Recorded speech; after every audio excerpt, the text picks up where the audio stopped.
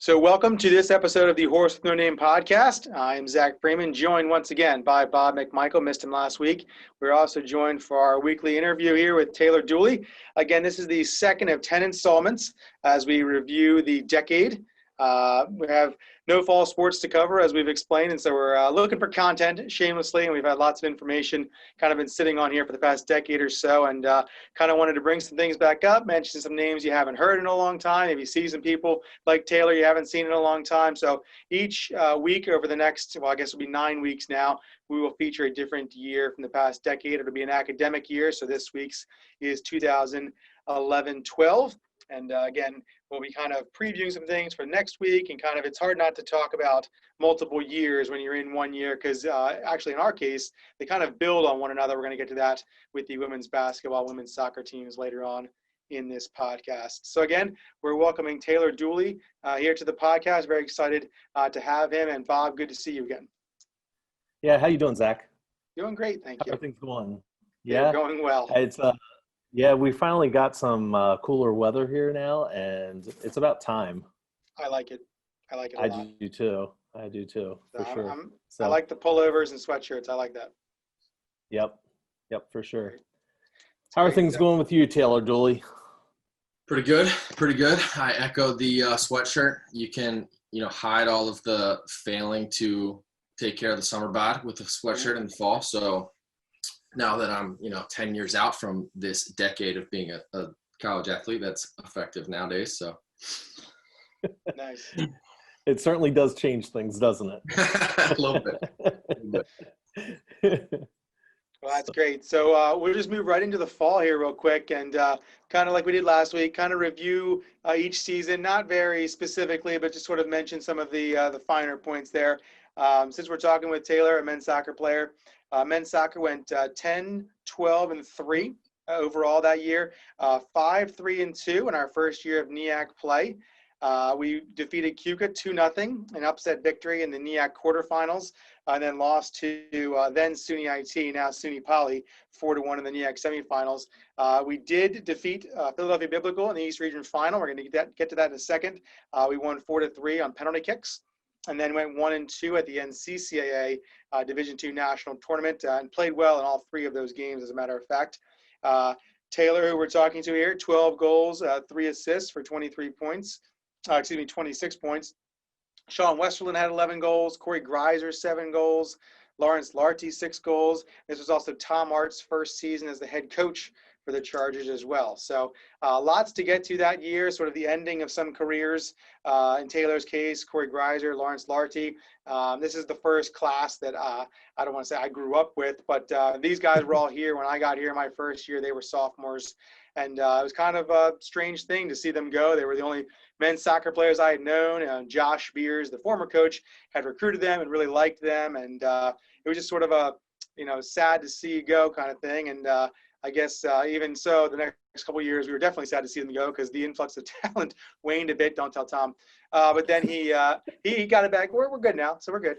But yeah, so definitely a fun season though. We're going to talk about the homecoming game here in a little bit, and kind of the retribution paid back to Philadelphia Biblical there in the East Region Final. So Taylor, just as we start, your first couple thoughts when I say the 2011 men's soccer season. Yeah, I mean, like you said, it was kind of that was the culmination of all of our careers. And you're going to have to check me on the numbers here. But I think my freshman year would have been – so that was Josh's first year coaching.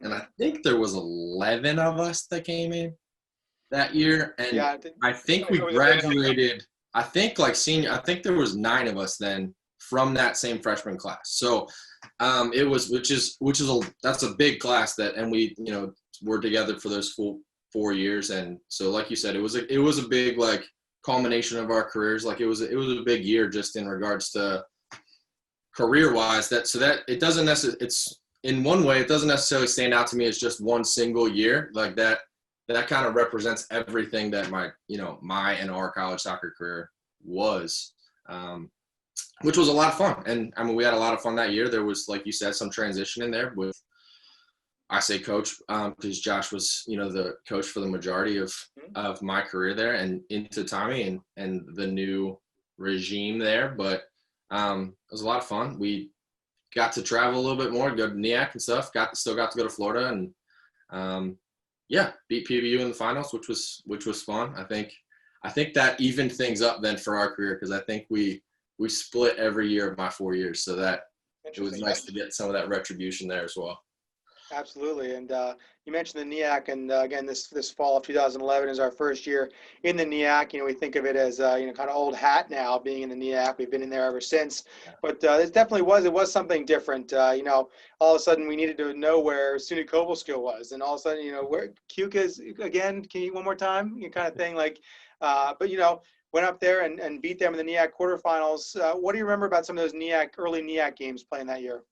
Yeah, I mean, I think that it was the cool thing is we were like traveling for a purpose then at that point, because we used to just travel all over with anybody who would play us, right? Like, and we still drove very far to get there.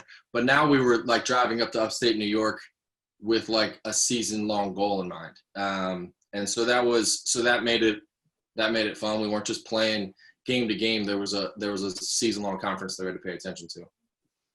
And like we said, mentioned beating Cuca in the NEAC quarterfinals that year, 2-0 game, and then having to go back up that weekend and play in upstate New York that year when, again, losing to SUNY IT, now SUNY Poly.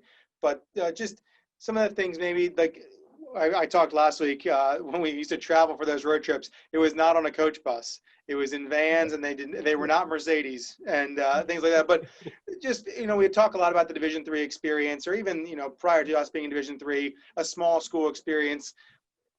What are some of the things that you mentioned, a large senior class, some of the things you remember from some of those trips, whether it be in the hotels or just the trips? And I know a lot of you guys especially appreciated talking to Josh Beers, and then even talking to Dave Natz and Tommy your senior year. What are some of those recollections that you have? Yeah, absolutely. Some of those, but I mean, Bob was the VP of Student Services, so there's still like a weird part of me that doesn't want to admit all the stuff that went on and stuff.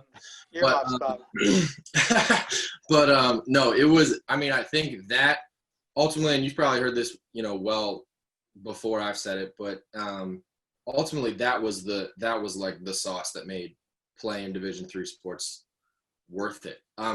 It certainly wasn't comfortable, like you said. I mean, there's one.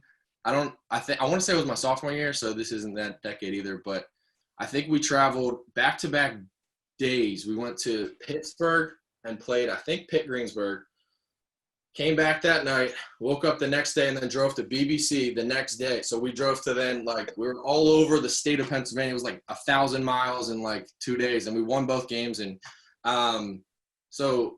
it certainly isn't, it's not luxury, but it was fun. And those van rides were, like I said, that was what made everything worth it. Like that was sitting and talking to Josh. We would have like fights on who could sit in the front row. Like we would have had like a rotation going because of you got 3 hours to like bend, and if you know Josh Beers, like his leadership, you have 3 hours to bend his ear and just to like mess with each other. And like Grant, my roommate, like just messing with each other the whole time and just having fun. And those are the memories that like stick with me more than like the on-field stuff. I remember a lot of that, but the relationships that were built from the adversity of sitting, with your knees in your chest for 3 hours coming back from a game next to people. And that was the fun stuff. And then, I mean, even to tie it into this specifically, like me and Bob developed our relationship on a car ride to some school that I don't remember the school. You probably Williamson Trade. That was it. I remember we beat them like 1,000,000,000, but yeah, that's all I remember. But Bob was like a stand-in driver for us that day, and I like happened to be sitting in the front with him, and that was we chatted for like 6 hours, 3 there and 3 back, and he's become one of my best friends ever since. So that's right. However, I wouldn't allow Taylor to be your AAA guide because his addition and subtraction of mileage and hours are a bit stretched there. Hey, whatever. Right. It's like fishing. It goes on. Right. Yeah, it is like fishing. That is for sure. Taylor, obviously that was the culmination of your soccer career, the 2011 year and everything. how have you guys stayed so close? Because whenever Tommy has alumni games, there is no lack of guys from your years coming back all the time. Yeah, I mean, I think that I don't know if it was instilled in us because of like the creed and stuff that Josh did, or if it was just something that we just kind of naturally bent together. But I mean, we really bought into the fact that we were brothers on and off the field. Like, and I mean, to that point, like when there's alumni games, it's not just my freshman class, it's the people that played in those 4 years with us. Like, we always have a big turnout just because we love to be, I mean, to get to play with these guys one more time is worth it. Like, and we have people that fly, like Jody Westfall flies in from Minnesota, like, to do it. Like, it's not just happenstance because we all happen to live close enough that we can make it.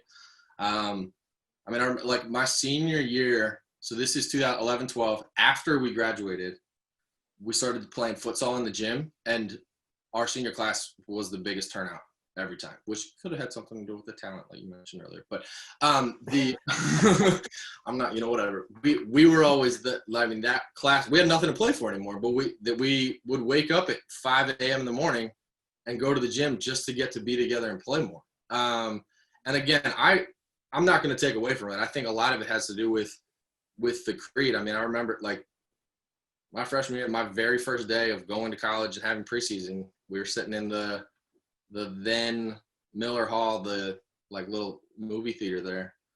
And like the first words out of Josh's mouth were the creed. And that was from then on, it was 4 years that brought us together. And I'm a firm believer in brotherhood's born through adversity. I mean, it says it in Proverbs. And when you go through that stuff together with that mindset of we're going to come out on the other side, I mean, I think that's why that happens, to kind of answer that question. That's great. Going back to the year a little bit, while we started NEAC play, we still had the old rivalries of Baptist Bible and Philadelphia Biblical and things like that. We lost to both of them during the regular season, but then beat them both in the East Region playoffs. How special was it? You kind of mentioned that being able to split with PBU, but again, the NEAC was great your senior year, but you had no connection to Penn State Abington like we do now, or Berks or things like that. It was nice to beat them and things like that, but beating Philadelphia Biblical on PKs, especially after they had done it to you guys the year before, just kind of the chance to go to Florida one more time, the chance to kind of represent the East Region, and again, kind of back when the NCCA was a little bit larger for us at the time and things like that. Yeah, I mean, that's what mattered to us. I mean, schedule-wise, I think we beat PBU before we played SUNY IT. So like it was like, it doesn't really matter. I mean, we win this game, great, like we'll be able to make history or whatever, but what has mattered to us for the past 4 years is getting to Florida, and so we still get to do that. And for me personally, I was injured my sophomore year when we went to Florida, so that was my first time to actually play when I was there, right. Which was so for me personally, I was just excited to get down there and play for, like you said, I mean, that banner and the regional, like that was the stuff that mattered to us back then. And yeah, I mean, we had some hard fought games with PBU, and that was, I mean, when you play them every single year and get to the regional final with them every single year, and it doesn't matter who you are or what level of competition, you get that kind of back and forth, it becomes I wouldn't say heated, but it becomes something that you want to win from a passion standpoint, for sure.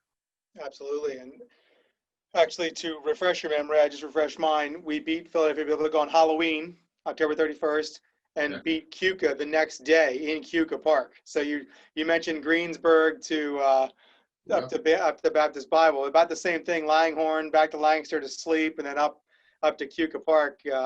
I'm sure that was enjoyable. I'm pretty sure we gave you a bus to Keuka, if I recall correctly, but maybe as a congratulatory thing. But nevertheless, so it's great. It's great. And again, I think that's the one thing when we talk about some of these years, and we might get to it in a couple of years when we talk about basketball, where the NCCA is still, if not 1A, 1B behind some of the NEAC stuff. It took a little while for our programs to think of the NEAC and even NCAA, frankly, above NCCAA. We had juniors and seniors like yourself who, it was a big deal to beat Baptist Bible and go to the East Region Final. Whereas, now we think, who's in the NCCAA? It's kind of, that's not to assess blame anywhere. It's just where we are now. We'd rather go beat F&M in something than, and I think that just takes a little while. And I think for your years, it's easy to overlook beating teams like that. But, I can remember, Bob can remember sitting at the press box, at Valley Forge Christian and being really upset and being, playing PBU, and they would score and they'd look over at us. And I remember the one time they said, make sure you change the score. And man, I'm like, let's try to stay Christian over here, try to stay, but they were huge rivalries. We think of these things now where, man, I really want to beat Berks. And that really wasn't a big deal back then. And, it's hard to separate, but at the same time, when I look back and I see some of these scores and you kind of reread these articles doing this, that's why I've loved this project so much is, you read through some of these things and, man, the joy on the Westerland's face when they scored, and the joy on some of your faces when you guys beat these guys, because it was just, like you said, you saw them twice a year, you knew some of them, they picked PBU when you picked LBC and vice versa, and you had the occasional guy who switched teams, and it was like, oh my God, like it was just, so again, to your point, it was a big deal. I remember Bob will remember this, parents were upset on other teams when we told them we were going to NEAC stuff rather than NCCA stuff. It's like, I know, but we got to go. We kind of told them we were going. And so it's just interesting. It's very interesting. So off of soccer, what kind of comes to your mind your senior year, just being at LBC? And since you've been back at LBC relatively regularly, from then to now, the things you've noticed about LBC? I mean, just a ton of growth, really. I mean, there's, going back to homecoming with now, like my wife and my kids and stuff, there's parts of it where it's like, there's parts of, I can stand on campus and I can look and be like, literally none of this was here when I like literally this, I did not go to school where I'm standing right now, which is pretty cool. Cause I want to say the library, I don't remember the name, sorry. The library was being built my senior year. So I think it was finished the year after, because the dorms were like the new dorms. That was like the thing that got built. Like West got torn down, and like those Miller Hall, maybe Miller. I don't remember. Sorry. That was like the update my senior year, right? Like we were just starting like this new season that LBC's been in, which has been a lot of fun to watch from kind of a distance and going back for homecoming and things like that, and getting to see the opportunities that the kids are getting now. It's pretty cool, and getting to play them. That like you guys have been very accommodating for alumni games, getting to play on turf and stuff like that, which we were all promised when we came in as freshmen that was going to happen, or whatever. So it's all relative. To play like 6 years out, like that was it's 10 years late, but whatever. So it's just a lot of fun to get to have a stamp of pride on where you went to school, because it's not just like a dinky thing that has like gone down or stayed the same. Like there's been a lot of growth, and now you can look at where it is, and it's a school to be proud to say I went to. It's excellent. Go ahead, Bob. Go ahead, Zach. I was going to say, for those who don't know, Taylor, what are you doing right now? Maybe some updates personally, as much as you want to do there. Sure. So I live in Maryland, outside of Baltimore, with my wife and my 3 daughters. My oldest is 5. My middle daughter will be 4 in a couple weeks, and my youngest is 1, give or take, a couple months ago. And I work at Under Armour in Baltimore, at my house at the moment. But so I work in footwear there. So I work in team sports, so I'm a footwear developer, so I get to work on product, and I get to create global football. So soccer, I get to work on that product, which is a ton of fun, and I get to take the stuff that I've been passionate about my entire life, and it's now my career. So talking about soccer and stuff is this other than the fact that it's just talking about me and my college career, like the content is the exact same meeting I would have had at 2:30. So There you go. a lot of fun. Perfect. And Taylor was very nice to give Bob and I a tour of the place a few years back, and it was a lot of fun. I know that. I didn't know what to expect, Bob. You can speak to this too. I wasn't sure what to expect, and it was awesome. We had a lot of fun that day. Yeah. We sure did. It was great seeing all that, and just it's great seeing students go out and doing something that they thoroughly love and enjoy. And I know this is something that Taylor just really does love to do. Taylor, why don't you give a shout out to the one other project that you have going on all the time? Oh, there you go. Directly behind you. So I also, Yeah. I guess you could, like I started a ministry, a podcast with a buddy from back home here called Brothers in Merit. So our mission is to inspire men to step towards brotherhood through Christ. And so we've been doing that for about 2 years now.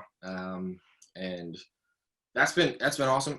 It started on a whim. And just because of, like I mentioned earlier, like it says in Proverbs 17:17 that a brother's born through adversity. And so me and Brandon, my partner in that, we kind of realized that brotherhood in our Christian walks is super important, and a lot of people don't have that, and especially like post college, post all this stuff.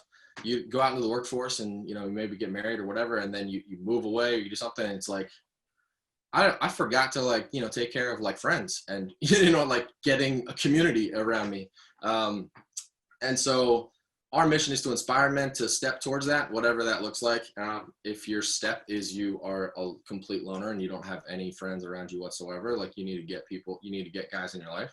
Or if you have that group of people that, a fantasy football league, or you go to the bar on Friday nights, or, whatever it is. And instead of talking about the game, start to talk about stuff that matters. And really lately we're starting to try to dig into stuff. We have about 50 episodes we've had the opportunity to talk to it's opened up a lot of really cool doors. We have opportunity to talk to really cool people like John Eldridge and people from Major League Baseball, NFL, chaplains and tons of authors and things like that. We've had a lot of really cool opportunities that we weren't expecting to have really when we started it.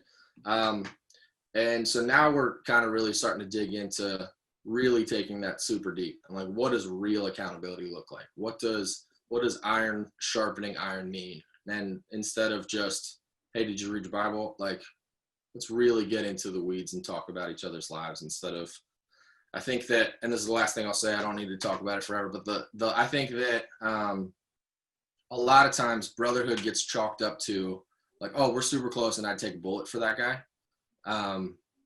But like, we believe that it shouldn't come down to needing to take a bullet for that moment to step up. Like you should be fostering that in the slow times, right? So that inevitably when things hit the fan, those are the guys you want to stand next to you. So that's my other endeavor that I do in my free time. That's great. It's great. So Zach, I'll share one story. Taylor mentioned that game at Williamson Trade. Mm-hmm. And it's great as you've done the research on the different names, just remembering the different names that have come up and stuff like that. Taylor, I like you said, we were so far ahead in that game. I think we were up like 10 or 11 goals, and pretty much Karen's coach now, Luke. Yeah, I think he was coaching that night, correct? Yep.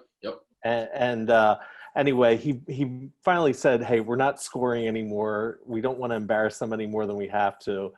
And I'm pretty sure Curly put a goal in, and Tim Carver just goes running down the field, screaming his head off. So excited that Kyle Tucker put the ball in the net. It was amazing. And we're all like, Tim, what are you doing? We just said we're not celebrating anymore. But he was in the moment, and he was a team player, and it's so funny to see how all that played out. But what a night that was. Yeah, master encourager, never wanted to let the feelings of others get in the way of building someone else up. That's right.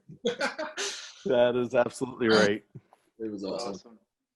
Yep. Well, Taylor, we really appreciate you coming on and spending some time with us here and talking about some good old times, and wish you the best and everything that you're doing, and then certainly hope to see you at some alumni games whenever we're allowed to do them again. So For sure. Thank you guys. This is awesome. awesome. Well, we'll talk to you soon, Taylor, and thanks again. All right. See you, man. All right. Oh, Bob, thanks for that.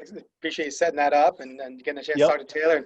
We're hoping to do this with most of these, is bringing a person you haven't seen before in a little while or heard from before. And we're certainly excited for Taylor, and we're excited for next week as well, and start piecing these together as we go along throughout the years. And again, whether it's somebody who is consequential or just someone who we know that had a good story for LBC to kind of help us tell this story of the past decade. It's amazing digging back through some of this stuff and just trying to, get the circuits going. Just how many people have played a part, how many people have, done great things to little things that you don't really remember, and all of a sudden, it clicks, and it's something great to remember. So we're looking forward to this part of it, talking to these student athletes and seeing where they are now. It's nice. isn't it incredible to think he talked about like 11 guys coming in his freshman class, and like soccer was barely pulling 20 people out at a time, and now Tommy and Allie are both fielding 35, 40 folks every season, and it's amazing just to see the growth in the program from it's 9 years ago, but it feels like it's a lot longer than that though too. Oh, absolutely. Absolutely. And again, it's like we kind of talked about with Taylor, it's that transition from NCCAA to NEAC. Looking back on it, I don't think we underplayed it, but at the same time, I'm not sure that we fully took all of it in. We were so excited just working as an administrator in the athletics department. We were so excited to be an NCAA Division III school that I probably didn't take the time to appreciate playing PBU 8 times in a soccer career. Over the course of 4 years, Dooley played them 8 or 9 times. That's a lot of games over the course of 4 years. And so those are probably where the memories are going to be for some of these players.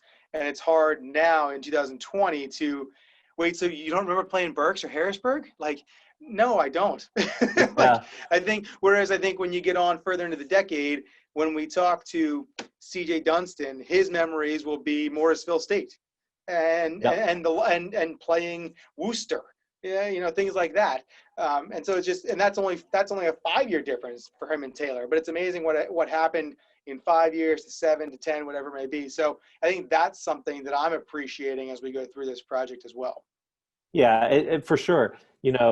Everybody knows the NEAC is Division III, NCAA, and stuff like that. But that first year, and particularly once we get to this next team of women's soccer, boy, like you said earlier, the students and the parents didn't even understand the reality of what's it like to play in a Division III game versus NCCAA in Florida. So Florida in November and upstate New York in November. Yeah, it quite didn't a big help difference. That we sent them to William Smith. but it truly has become clear to our current student athletes that, getting somewhere in Division III and winning games at the national level, boy, what a big difference that is compared to winning a game at a national level of NCCAA. Right. NCCAA had its role for sure. And like, even when I was a student at the college, those were the teams that we wanted to beat, and we never were. And then in the last 10 years, coming around and really setting the standard for the East region of what good play was, because our competition in NCCAA just wasn't the same anymore. Our student athletes now realize, the real competition is in beating other Division III schools, some of the local ones who have been just powerhouses. And so anyway, it's fun. Right. A lot of those NCCAA schools have become Division III members. So it's That's still, right. It helps that Valley Forge Christian and Philadelphia Biblical and BBC were before us. But, yes, they're around, but it's just not as important as it was. But yeah, it's certainly something. So It's still fun Um, beating them. oh, I'm there with you. That's fine. That's just fine. That's just fine. So, Yep. so we will move on to women's soccer. This was it's we're gonna. There's just a lot to unpack. So we'll just go with the numbers first. Women's soccer, 18-2-1, 11-0 in NEAC play during the regular season. They beat Berks 4-0 in the NEAC semifinals. That was their 18th consecutive victory. And then they tied Penn State Abington 2-2 in the NEAC final and lost 4-2 on PKs. And then Penn State Abington was not yet a full NCAA Division III member. So we got the NEAC bid to the NCAA tournament, and we had to go play second-ranked William Smith, and we lost 6-0 in the first round of the NCAA tournament. They had allowed 1 goal all year long prior to our game. All the things mixed in the middle here now. We'll get to the middle part. So we lost the first game of the season to Alvernia, I believe, and we won 18 straight. During that time, we scored 71 goals. We let in 7. Allie Brown, 18 goals, 13 assists. Whitney Heisey, 19 goals, 5 assists. This is the first year of Monica Horning, 10 goals, 9 assists. Christina Claremont, 7 goals, 3 assists. Evelyn Salford, 6 goals, 4 assists. There were goals up and down. And just when you thought that was the thing, we had Jenna Godwin, Kelsey McLaughlin, Karen Harkness, Becca Wydell, and Emily Lloyd as the defenders and goalkeepers. I mean, this is as stacked as you're going to get in terms of where we were in 2011. We played some laughers in the NEAC, 9-0, 7-0, 6-0, 13 shutouts. I mean, it was kind of like boring. I mean, good in a good way. Some of those games, again, and it was a weird feeling to lose to Abington on PKs. We had beaten them 6-0 during the regular, 4-0 during the regular season. It was anyway. Well, isn't some of the backstory there? You know, Yeah. we were hosting that game, and the fact that Coach did not tell the girls, no matter win or lose, they were going to Florida because he wanted them to actually win the game outright. Correct. And we did not find that out until after the semifinals. That was like news Saturday afternoon. Yeah. Again, that's our naivete. And maybe we should have known that perhaps. I'm not sure. But that was our first year in the NEAC too. So. Well, and it was our first time hosting a NEAC playoff game. That was a new experience too. Right. I remember it was a really nice weekend. And we should mention this is the weekend after the snow. That's right. So the weekend before, because you can't tell the story of the 2011 LBC women's soccer team without the weekend before. It's Halloween weekend. It's Saturday, October 29th. For me personally, my wife is very pregnant. We ended up having our son just 2 or 3 weeks after this. And, you know, they say when it snows, the pressure drops and, you know, women who are pregnant, you know, it's, you know, can sometimes make them go into labor. So it's snowing Saturday morning. It's not looking good. I don't know why we were so ready to play or we needed to play because the men's game got postponed at PBU. That's why they played Monday. Yep. I guess we thought it would be a good idea to try to play, but our field was unplayable, surprise. And we had to go to Pequay Valley High School. We called around Saturday morning. I remember this vividly. We called around and they had a field and we had to drive to Kinzer's, PA in the snow, which is not off the highway. And we played the first half. We were winning 3-0. What were the shots? 30-1. It was so unbalanced. It was so unbalanced. We were up in the press box freezing. We were freezing in the press box. That's exactly right. We go into halftime, and we wanted to kind of keep going, if I recall, like no halftime, let's just do it. We had kind of told the refs, once you're at 70 minutes, feel free to blow that whistle. We're good. Yeah. Well, the opponent went into the locker room to warm up and never came back out.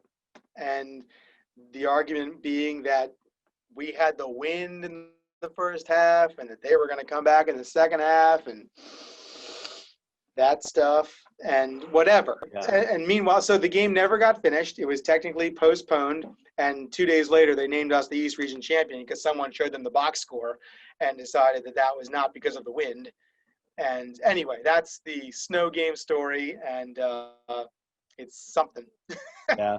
There was just no way to ever make up that game because he also didn't want to pick up where it left off. And it was that was a tough game. But we all knew that we all definitely knew our girls were winning that game and the season the girls were having. I mean, well, that's come the thing. on. Right. So anyway, but just looking back on that season, 18 straight wins. This is Whitney Heisey's final year. This is Allie Brown's junior year. Freshman Monica Horning, like I mentioned. These are some of the players that are they feature prominently on every list we have in terms of soccer careers here, and they're all on the same team.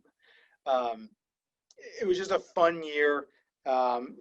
Ken and Doug were, at the height of their coaching powers, and it was just a fun year. And we didn't know any better. I mean, we had played some of these NEAC schools the year before. We mentioned last week we were 15-8 and had a great year and really kind of gathered some momentum in the second half of the year. Ali mentioned it on the podcast last week, but you're going to play solidified Division III schools, and all of a sudden we're playing these laughers where the game's over immediately. I mean, there's games where we didn't let the other team have the ball.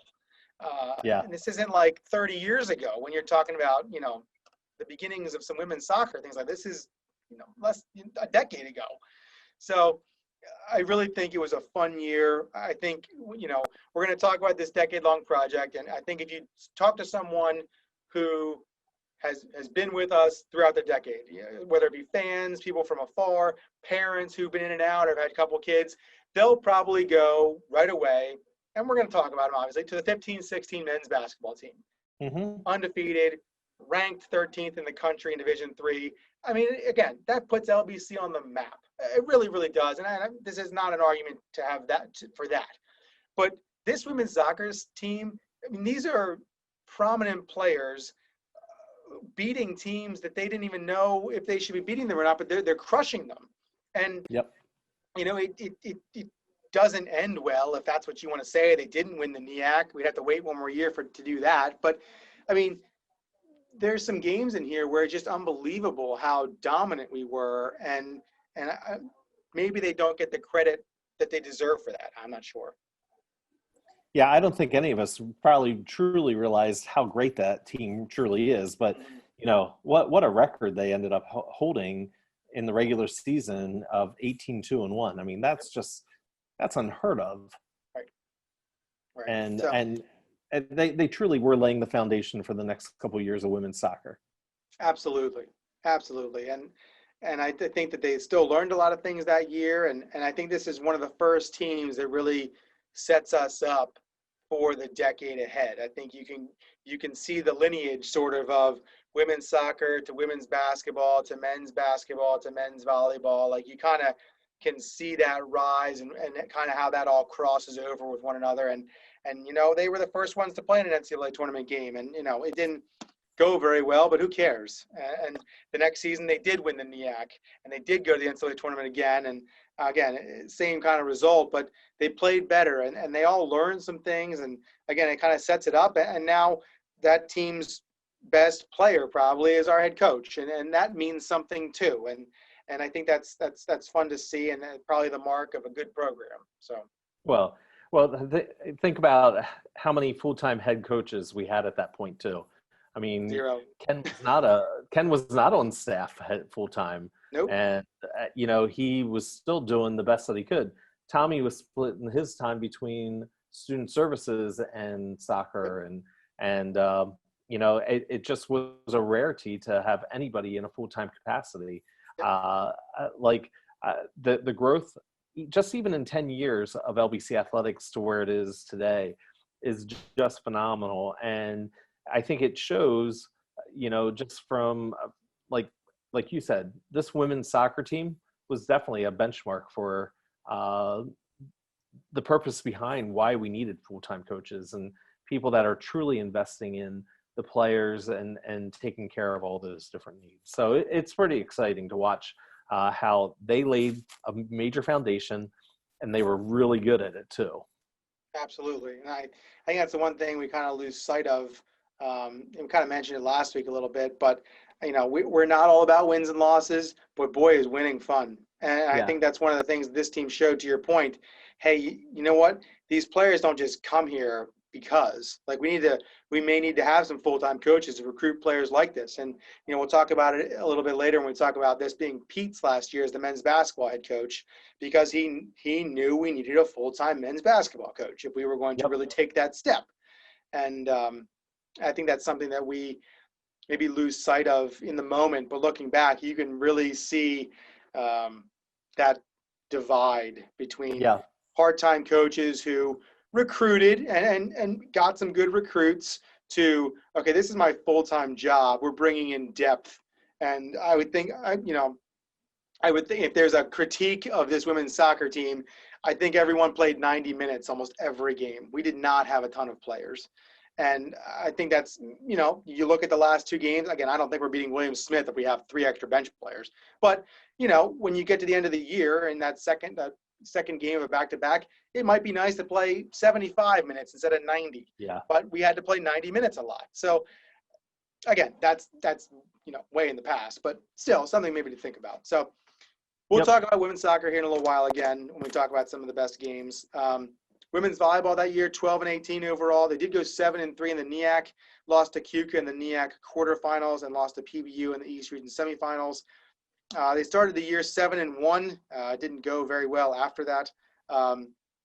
At this point in the NEAC, and for the first couple of years that we're in the NEAC, it's Gallaudet and everyone else. NEAC got overly strong in women's volleyball those first couple of years. I would say now it's one of the NEAC's stronger sports, top to bottom. But those first couple of years, there was a large gap between Gallaudet and everyone else. Lauren Helliger, we're going to talk about her in a little bit. 369 kills, 469 digs. Lauren Donato, 226 kills, 316 digs. And Katie Coomer, 708 assists, 30 aces. Brittany Becker at 38 aces as well that year for the Chargers. Anything on those names? For you? What blast from the past on some of those names? I knew you'd like a couple of those. It's just incredible because you're using maiden names here, because that's who they were at that point. Sure. But when you stop and think, Lauren Helliger, she's now an AD at Conestoga Christian, I believe. Brittany Becker, she's a mom with 2 kids, and they just recently moved back to the area. Katie Coomer's still in the area. It's just crazy. You go down through the women's names as well from women's soccer. It's pretty cool just to see how they're taking their time and experiences and using them for God's glory as well. So it's pretty cool. Absolutely. And that year we only had 6 home matches that year, Bob. Wow. I like that. What would that be like? We played. Here's a score for you that we beat. We played Washington Bible here. We won 25-4, 25-6, 25-4. That's 40 minutes, baby. Yeah, that's a very quick match. That's what I'm talking about. Anyway, sorry. The SID had to chime in there for a second. Cross country, men got 8th out of 10 teams. The NEAC championship. Sam Miller had 2 second-place finishes that year. The women's team did not score at the NEAC championships due to lack of runners, but they did win the Penn State Harrisburg Invitational on September 30th. That was our first ever team victory. Kate Farnham also won the race that day. So kind of a cool thing, a couple of firsts in program history for some of our teams during this year, and one of them being the women's cross country team. Obviously, they would have much more success in the middle part of this decade, and we'll get to them in a couple of weeks here as we talk about some team successes as well. What's really cool when you look at the fall sports and all those teams, all of them participated in NEAC playoffs. Mm-hmm. And, You're right. And for a first-year program being fully in the NEAC, I know we had some non-conferences with them the previous year with a number of the schools, but men's soccer comes in, they make it to the NEAC semifinals. Women's soccer makes it to the finals. Women's volleyball has got into the quarterfinals and everything. And cross country, everybody gets into that final match. But here's Little Lancaster Bible College coming up and playing with Division III teams that I think the NEAC was probably taken back by this a little bit. Like, okay, who are these folks and where are they coming from? And it's pretty exciting to see the impact that we could have on the NEAC. And obviously, when you start looking at the NEAC over the last couple of years, LBC is making a pretty big impact in the NEAC as well. So Sure thing. And we felt that in the middle part of the decade with basketball. People wondering what was going on and why we were so good. And absolutely. So, and to your point, women's soccer, women's volleyball have never missed the NEAC playoffs. So something cool still to have intact as well. So wow, very cool. So moving to the winter, we're not going to park too long on men's basketball. 7-20 overall, 4-10 in the NEAC. They beat PBU in the East Region semifinals, and then lost a laugher to Valley Forge Christian in the final. That was the year Valley Forge Christian went to the national title game, I believe, in NCCA Division II. Had a couple of losing streaks that year. Just, if we're being very honest, just weren't very good. But Madison Warfel scored his 1,000th point in his final collegiate game in that East Region loss to Valley Forge. Keith Kellner, 10.3 points per game. We're going to get to this when we talk about games of the year, but we defeated Penn State Abington in overtime that year. We trailed by 21 in the second half with 14-16 to go. Daryl Epps ties it with a three-pointer. We'll talk about that in a little bit, but I would say that was the bright, shining object in that season for sure. Yeah, for sure. As we mentioned earlier, this is the final year for Pete Beers being the head coach of the men's basketball team. He stepped down about 2 months after the season ended. And again, we'll get to that later in this podcast and obviously in next week's podcast as well. Moving to women's basketball, this is sort of the foundational year. We talked a little bit about it last year. This 2011-12 season is kind of the foundation for the next couple of years. 15-13 overall, 11-7 in NEAC play. We defeated St. Elizabeth in the NEAC quarterfinals after losing twice to them in the regular season. Then lost to SUNY Poly in the NEAC semifinal, 69-67, and then lost to Valley Forge in the East Region final. I had forgotten this entirely, Bob. Those 3 games were played in 5 days. That's amazing. I missed that completely thinking back on it. And I had to, when I looked at the schedule to look this up, I started looking at the dates and realized they were all very close. And that was a big deal. The team finished 9-3 to end the regular season. This is Lauren Helliger's. This isn't her best year. That next year is the good year for sure. But 17.3 points per game, first team all NEAC. Emily Lloyd, 11.1 points per game. Brooklyn Wilson, 10.6. Again, this is good. And the next following year, they're going to get Aubrey, and then they're going to be really good. And they're going to get Sarah Heileman, and they're going to, and so we'll get into it next week. If I want to, I guess we'll tease it, Bob. We'll tease it a little bit. But next week's guest is Adam Surgein. And we're gonna relive the 2012-13 year through his eyes, and I couldn't be more excited. So I'm sure he's already coming up with the stories to tell. So I'm looking forward to it. So, but this is the year. This leads into the next 5 or 6 years where LBC is. They won the NEAC the next year. Spoiler alert. And the following year they should have, and the following year they should have. And probably the following year. There's a lot of should-haves, yeah. We'll probably hopefully try to brush over the should-haves as much as possible. But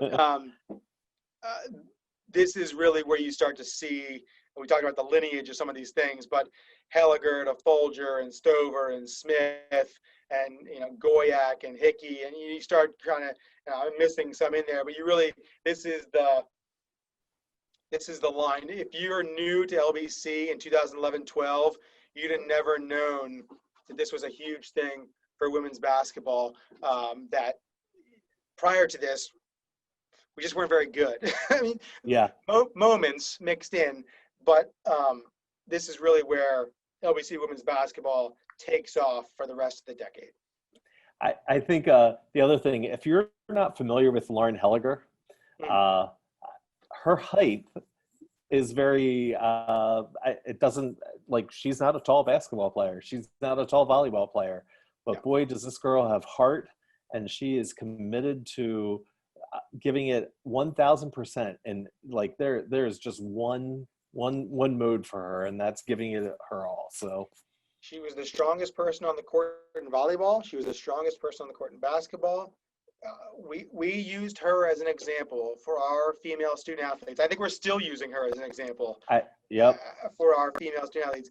If you thought someone else was taking the shot at the end of the game, you were going to have to pry the ball from her cold, dead fingers. And if you thought someone else was going to get a chance to spike the ball over top of a block for people who are 6 foot, good luck, because she's going to put it through you. I mean, I guess 369 kills in volleyball. She's 5'3", and that's probably being pretty nice. And Yeah. 17 points a game. It just anyway. So you're right on there with her, and moving forward as we go forward. If we've had other players, male and female, if they had half the heart she did, Oh my goodness. they would have been so much better on and off the floor. This is not an on the floor thing, because she's like this off the floor. Yep. So Yep. this is, yes, she was a perfect example of what we were looking for from a student athlete at Lancaster Bible College. Yeah, Back there's no doubt then about and that. today. Yep, for sure. Quickly wrapping up the winter, men's volleyball 8-17 overall. I have in here, they defeated Northland International University that year. Northland's best player, a young redhead named Micah Aaron. 15 kills against the Chargers that night in March, but we won, so he can take that. Yeah. Some more names for you, Bob. I know you'll enjoy this. Joey Brennan, 150 Oh my goodness. kills, 80 blocks. AJ Longacre, 146 kills, 53 blocks. Then Alex Bond in his first year, 561 assists, 36 aces. So the team the following year is going to go to the NEAC final somehow. They're not going to win, but Alex Bond's probably overlooked in terms of our men's volleyball history. He was really, really good. AJ Longacre was really, really good, and it just wasn't the program, or wasn't appreciated perhaps as it is now. And they didn't win a ton of matches, but there were some good players on this team. So. Well, yeah. I mean, we struggled with coaching for men's volleyball for way too long, and then and now when you think about Alex Bond, he is in his first year as a head coach at Cornerstone University in Grand Rapids, Michigan. Yep. It's so exciting to watch him doing that, and it is a brand new program. Like he is starting it from scratch, and he has just a ton of guys out already this year. He recruited really hard, and talk about trying to recruit during a pandemic. Come on. But somehow he has guys there, and they are doing a lot of off-season workouts right now. I see it all the time on Facebook. So excited for Alex and Olivia out there in Michigan, and would love to see them closer. But I think he's going to do really well as a head coach. Absolutely. Couldn't agree more. Moving to the spring, women's tennis, they were 2-12 overall, 1-5 in NEAC play. They beat Trinity, DC, and St. Elizabeth. Kayla Scott had 8 singles wins. Carmen Noctigal 4 singles wins, and Casey Scott 4 singles wins. They're all related somehow now. I don't know.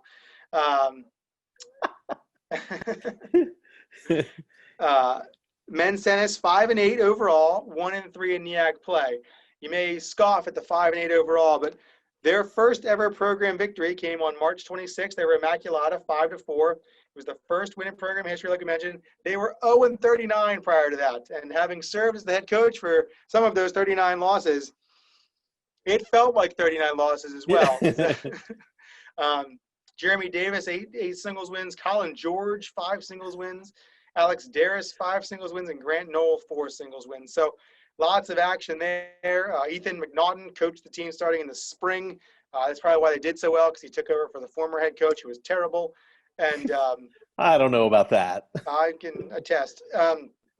Anyway, so men's tennis starts kind of this, couple-year run where they're kind of in the mix, and then culminates at the end of the decade where they win the NEAC. So this is kind of the start of it. Wanes a little bit there, then comes back to life here at the end of the decade. So kind of cool to see Tennis, we mentioned women's cross country winning their first ever race. This is men's tennis winning their first ever match, and it leads actually to 5 wins that year.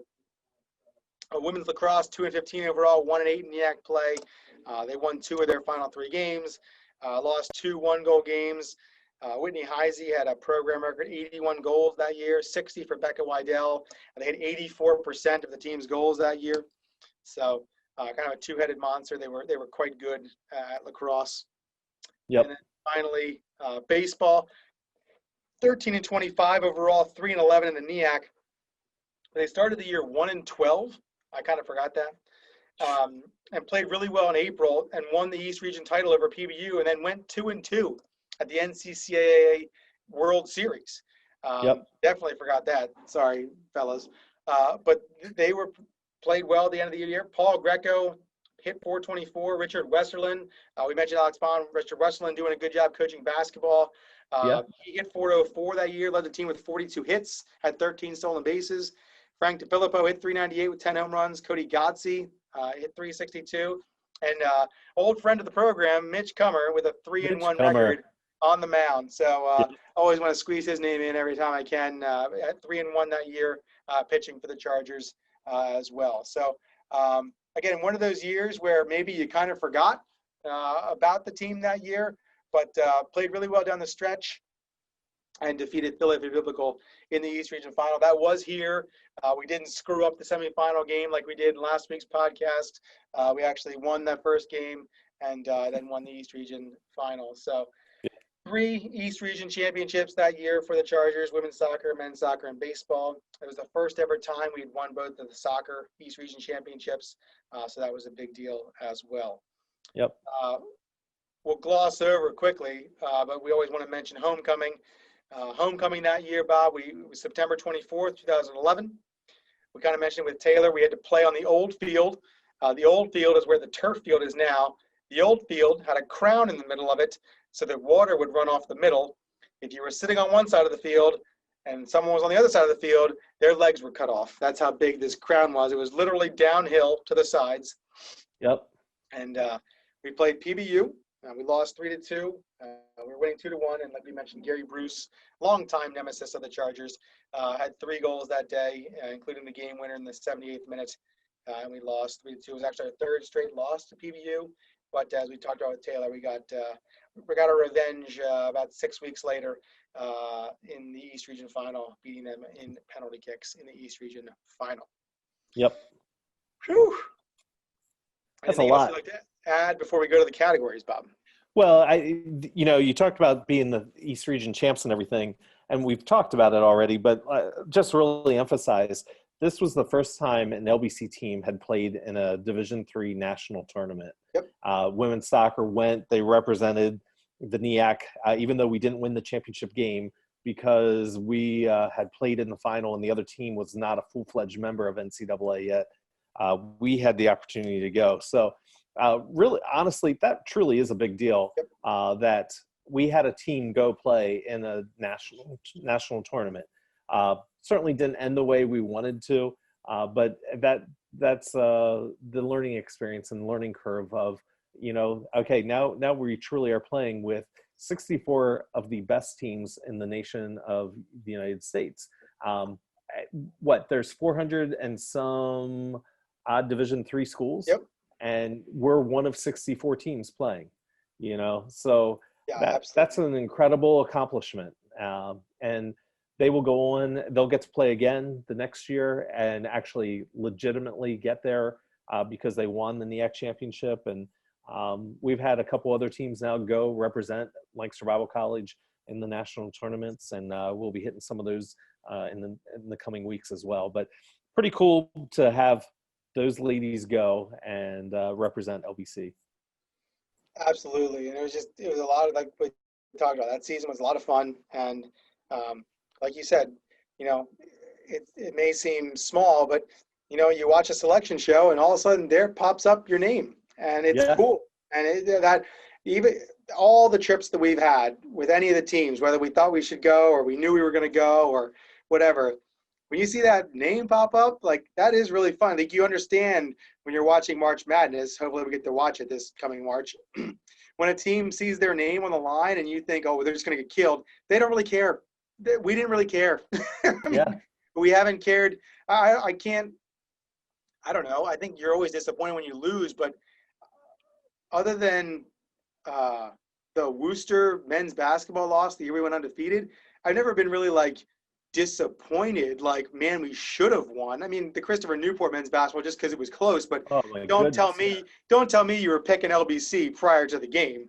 I mean, I Yeah. think when we went and played Worcester, I know they had a ton of history in the NCAA tournament, but we hadn't lost all year. Why would we start now? And so that was disappointing. But losing to William Smith or Johns Hopkins the next year, or men's volleyball losing when they were to Springfield after they won a game, like who cares? Like we got to see our name, and you're talked about, like you said, as one of the top teams, regardless of what they think the strength of our conference is. Like we beat everybody and we earned it, and especially the women's Yep. soccer team we'll talk about next week. They beat Berks at Berks, and they were a pain to play, and we won. So I think it's really cool when you get to see your name come up on the line, just like you said, and that's something that we can't take away from the women's soccer team. They're the first to play, and they'll always be the first, and hopefully we can, maybe this will help us starting to talk about them the way we should talk about them historically and what they did. So Yeah. It's a great piece of trivia. Who's the first Lancaster Bible College team to play in a Absolutely. National Division III tournament? And it's the Absolutely. women's soccer team from 2011. So that's great. So we'll Wow. move into the categories here quick. We have best game. Again, we're not going to like pick a winner necessarily. We have best game though. I cheated for sure here. But just again, and we just talked about it, so I'm not going to park here. But the regular season for the women's soccer team, I mean, I can't describe to you how unfair it felt some days Yeah. you were playing other teams. Mhm. So then the NEAC final for women's soccer and the Division III tournament game, just like we talked about, it's the first ever one. It didn't go well, but who cares? It's the first ever one. Yep. We talked about the men's soccer East Region final. It was a 0-0 tie through 110 minutes, and we won on PKs. I think Sean Westerland had the game-winning PK, I believe. I don't think I was there. I think we were doing other things, but you were there, I assume. I right? was there. I must have been remember there. it because there was snow on the sides of the field, and Yes, and, but it and wasn't at PBU. It was was- at a high school, right? yes, it was not at PBU. Didn't think So, nope. PBU had gotten a turf field somewhere as well, because PBU didn't have a turf field, and oh wait, they still don't have a turf field yet. But that's beyond the topic here. But yeah, that was a real exciting game, for sure. Nice. Yeah, absolutely. I remember. You're probably, I don't know, were we texting? We're probably texting or something. I'm sure we were. Yeah. Yep. The next game on that list is men's basketball. We kind of touched on here quickly. January 24th, 2012. Our record is probably not that good. Penn State Abington's pretty good. We were down 24 in the first half and trailed by as many as 21 in the second half. Penn State Abington scored with 14-16 to play, and we were down by 21 points. She started pecking away. I'm pretty sure people are leaving the gym. If I wasn't getting paid, I'd have probably left. And it's one of those games where it was the second game of a doubleheader. You're probably just waiting to go, and it's late. It's the middle of the week, whatever. And we kind of start pecking away, and it's getting close. It's 9, it's 7. You still don't think there's enough time. And out of bounds play gets to Epps from the bleachers, I think. And this three-pointer goes in, and I remember people who were here went nuts. Like we were Yeah. some random Tuesday, but we went nuts. And then we never trailed in overtime, and we won 103-99. So there it is. I don't know that it was the best game. It was probably the most exciting game, though. Yes. All I know is our fans are what got our guys back into that game. Yes. I think once they, I mean, there's just no denying it. Once the fans realize, like, oh, wait a minute, I wonder if these guys know that they can win. And they finally started cheering for the guys late in the second half, and partway through the second half is when the fans really started getting behind it. Mhm. And I think our players started believing in themselves, and somehow they did. They chipped away. Like, you and I like coming out of halftime, I'm like, oh gosh, this game is just going to be blown apart. And I have no idea what Pete said to them inside there or whatever, but somehow they came out and decided to play. And it was pretty amazing. That's just one of those games that, yeah, I will always remember as well. Absolutely. And the last one on the list here is the baseball, the East Region Final against PBU, winning 9-5, and again, kind of going to the NCCA Division II World Series. And yeah, it was kind of a slower spring, shall we say, in terms of wins.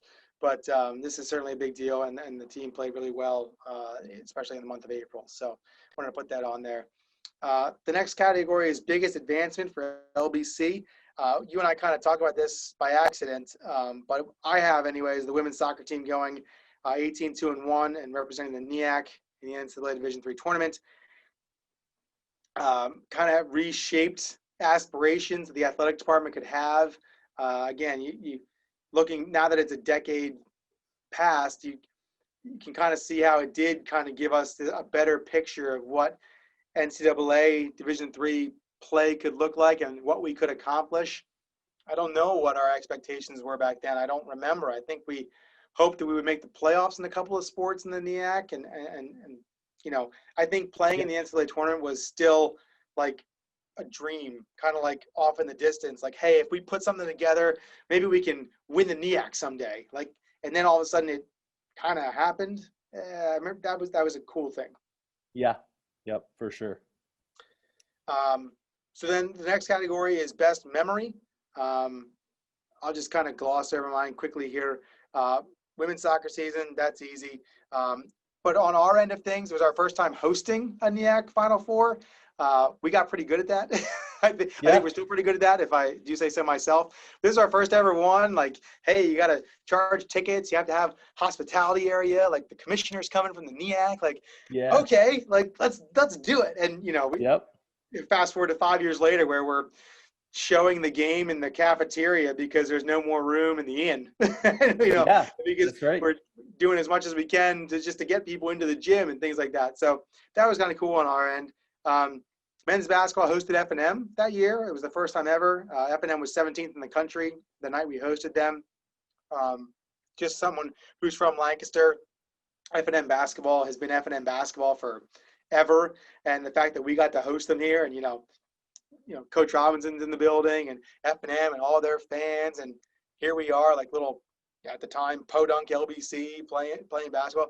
I remember that being kind of like some affirmation that maybe we're doing a few things right. And that was kind of a big night for me anyway. Early glimpses of women's basketball we kind of talked about. They got a lot better as the season went on. And then baseball, kind of winning the East Region title at home, especially the year after they whiffed, no pun intended, in that tournament at home. And then playing so well at the NCCA World Series. I think that was really out of nowhere. They just had a bunch of guys who didn't really feel like wanting to be done playing baseball, and they were really calm. And you know, Frank was on the team, Paul Greco. These are two really even-keeled guys leading the charge, and they played really well. So those are kind of my memories from the year anyway. I'm wondering, Zach, and you can tell me if that's right or not. The night that we hosted F&M, was that the same night that women's basketball hosted E-Town? Or was that like 2 years later? Yes. No, that was that night. I remember I looked up the program. I still have the file, and it's a 8-page program with E-Town and F&M. You're right. Because what I remember about that night was, and I don't think our students had any clue, but I know you and I talked about it, and I know I talked about it with some others.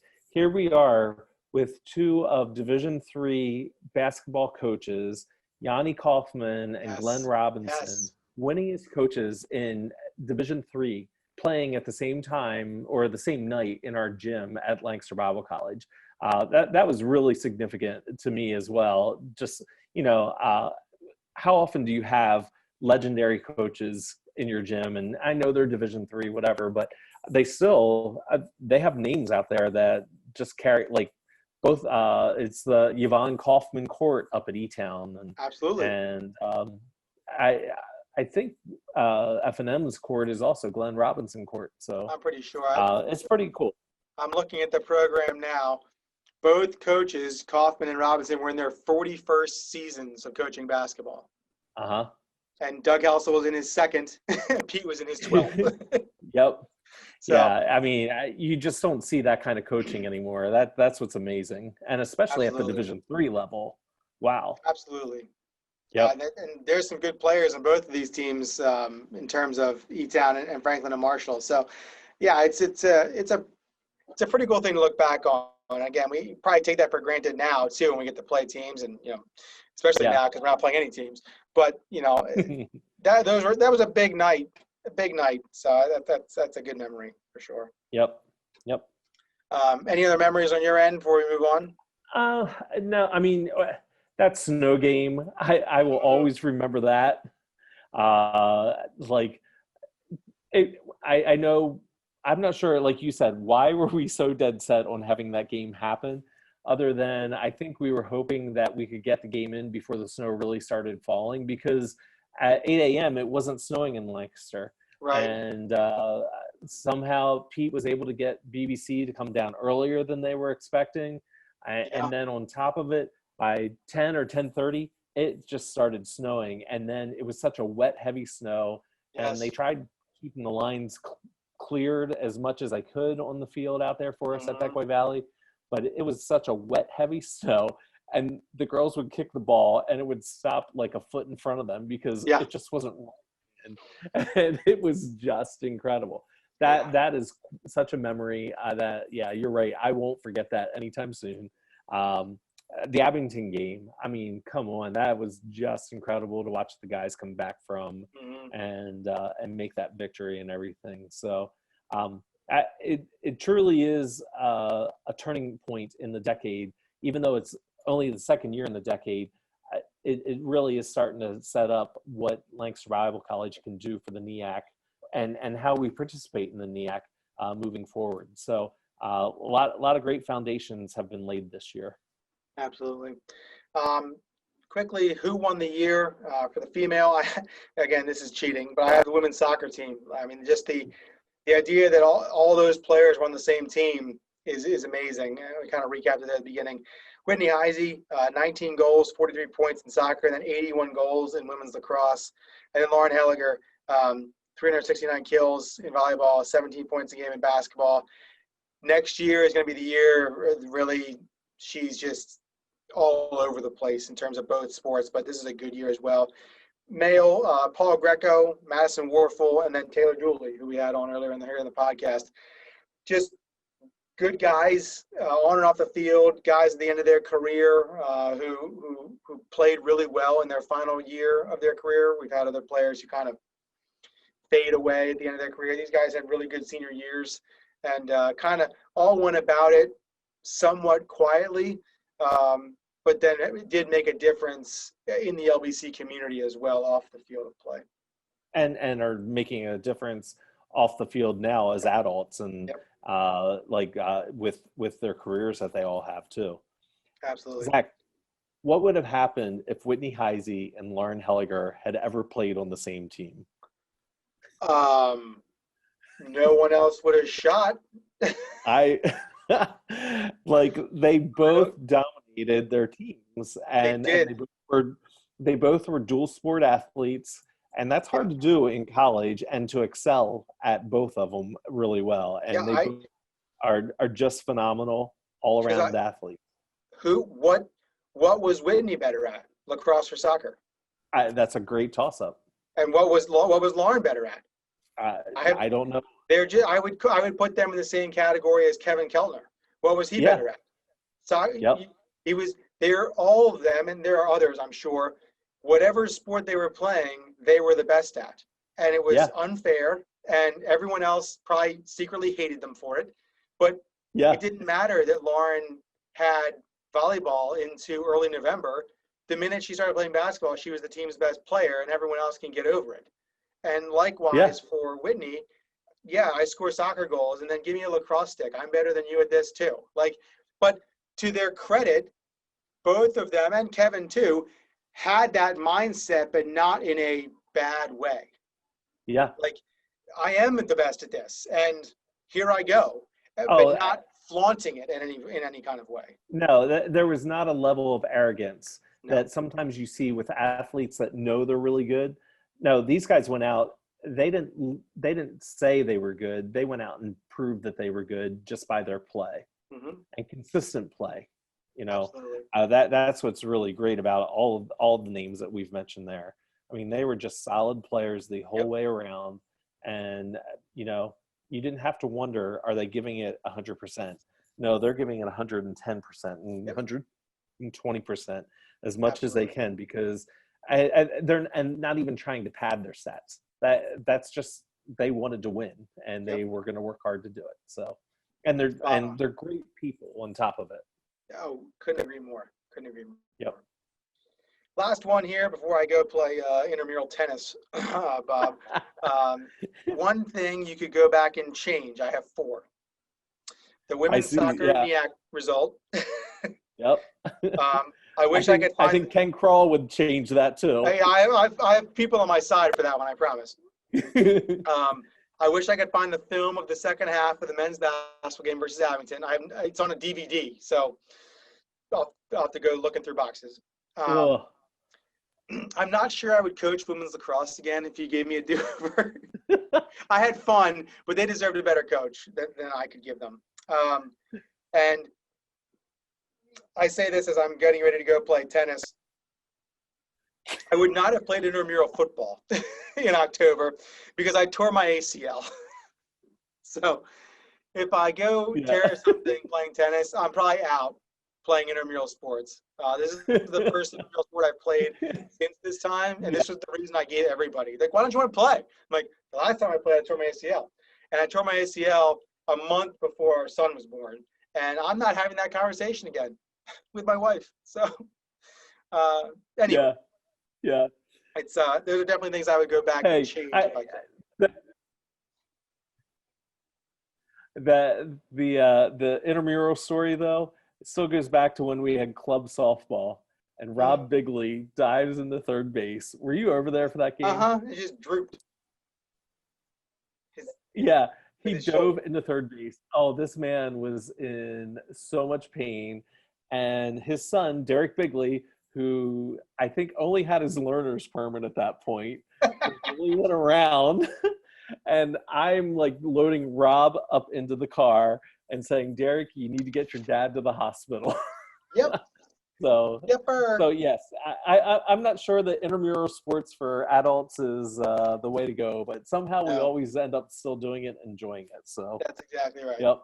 That's exactly right. So excellent. Yeah. Well, yeah, this is a lot of fun. These are fun years to talk about. I'm excited for next week. I'm excited for the rest of the years to talk about and some guests we're going to have. And just, it's amazing, like we talked about in this podcast and with Taylor, just where we were, where we are, and everything that gets thrown into the middle. The names you hear, the stories. I think there's lots of things that we forget. Then there's lots of things it's nice to remember. And then there's some things we should just forget. It's a really fun time. This was a really fun decade. I hope that comes throughout all this project, whether you read about it or hear about it or see old pictures on our social media pages. I hope you just everyone understands just how much fun we've had, but also how these student athletes shaped things here at LBC and continue to shape things in their own lives and others' lives with LBC as the backdrop and as the backbone of some of the things that they're doing. And I hope that comes through for everyone to see and to hear. Yeah. Excellent. Well, Bob, thanks. We'll be in touch. Just think about it. Right now, we're talking about 12 teams. Yep. And all right. Yeah. No, you're right. To your point there, you're right on. We're only talking about 12 teams right now. Yeah. And like, our lives get even much busier and fuller as this decade moves on. So absolutely, unless it's the fall of 2020 when nothing is happening. But if we get to talk about all this, so it's okay. That's right. It is right. It's great. What great memories and what an opportunity to look back and remember some of these student athletes. So absolutely. Anyway, yep. Great. Have a good week, Bob. We'll talk to you soon. Yep. Sounds great. All right. See ya. See ya.